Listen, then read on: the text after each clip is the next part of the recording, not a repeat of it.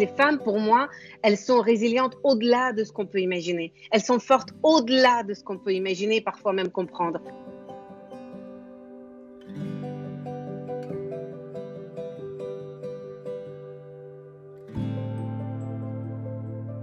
Là, il y avait des femmes qui venaient à moi et qui voulaient raconter leur histoire.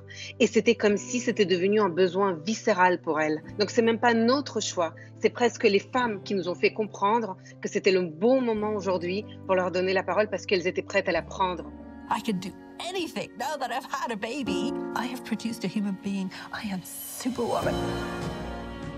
On s'est vraiment rendu compte partout dans le monde, on a été dans plus de 50 pays, on a interrogé 2000 femmes, donc c'est pas à l'échelle de 1 ou 2 pays qu'on l'a ressenti, c'est à l'échelle mondiale que finalement les femmes qui avaient eu l'accès à l'éducation, c'était des femmes qui arrivaient à avoir une place différente dans la société. Aujourd'hui encore, il y a plus de 750 millions de personnes qui sont non éduquées dans le monde et sur ces 750 millions de personnes, les 2/3 ce sont des femmes. Dans une famille, quand on n'a pas les moyens d'envoyer tous les enfants à l'école, très naturellement, dans la plupart des cas, dans beaucoup de pays, on va plutôt envoyer les garçons à l'école et les filles, on va les garder à la maison. Puis, il y a aussi le corps des femmes qui n'est pas fait de la même façon. Donc, à un moment donné, on va avoir nos règles. Et ça, pareil, c'est une autre raison qui fait qu'à un moment donné, on va arrêter de t'envoyer à l'école. Et puis, troisième raison, par exemple, très souvent, les gens habitent assez loin des écoles. Et donc, il faut faire tout un trajet. Et ça, pareil, pour une fille, c'est potentiellement plus dangereux que pour un garçon. Et donc, on va lui dire, ah, écoute, ça va t'exposer à des choses, etc.